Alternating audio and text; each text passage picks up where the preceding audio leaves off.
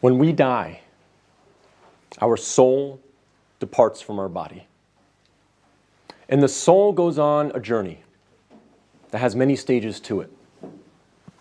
And for the beginning of this khutbah, I want to focus on one stage of the journey of this soul. And that is when the soul descends into the grave to be reunited with our bodies. And when the soul is coming down, it witnesses the janazah, the funeral. And your body is laying there on the ground, wrapped up, getting ready to be buried. And you're descending and you're seeing this, and you're hearing it, you're experiencing it. And when the people then take your body and place it in the grave, your soul descends in there, into the grave, to be reunited with your body. And then your loved ones, your friends who were there at your janazah, they will start shoveling dirt, start picking up dirt with their hands and placing it in the grave, throwing it on top of you, and you will feel it fall on top of you.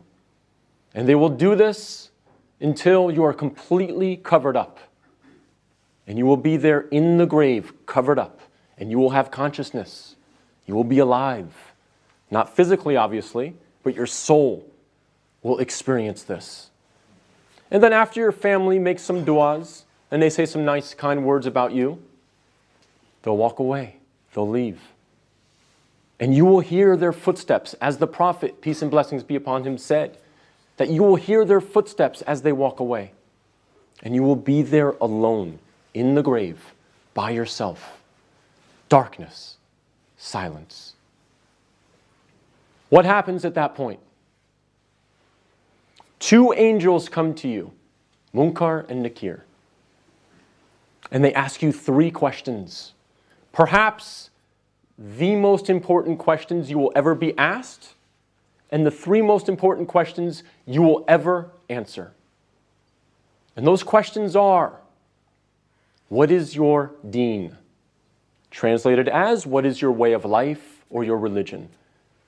Who is your prophet? And who is your Lord? Not necessarily in that order, but those are the three questions. And if you answer these questions correctly, all three of them, your stay in the grave will be one of peace. You'll have peace. You'll have pleasure. Until the day of judgment, when the horn is sounded, and you are raised up out of your grave. So during that time, if you answer these questions correctly, you will have peace. But if you don't answer these questions correctly, all three of them, your stay in the grave will be full of pain. So we must answer these questions correctly. But here's the problem. A lot of us say to ourselves at this point, I'm good, because I'm a Muslim. And I know the answers to these questions, and I'll answer them correctly. This is a problem. This is called being overconfident. Because, as many of the scholars say, the answer is not given with your tongue. The answer is not given with your brain. The answer is given with your heart. What is in your heart will come out at that moment. And so if you lived your life not praying, not striving to implement Islam, not striving to understand the Quran to the best of your ability, if you spent your life not really striving to be a Muslim, a true Muslim, trying to practice, then Islam really was not in your heart. So we have to make sure that we're striving, again, to the best of our ability. I'm not asking for perfection.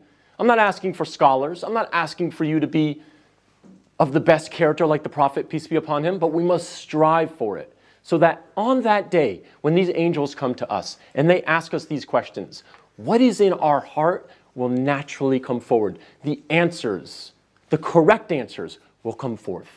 And not the answers of, I was striving for something other than the pleasure of Allah. So we have to make sure that Islam is in our hearts, not just on our lips, not just in our mind.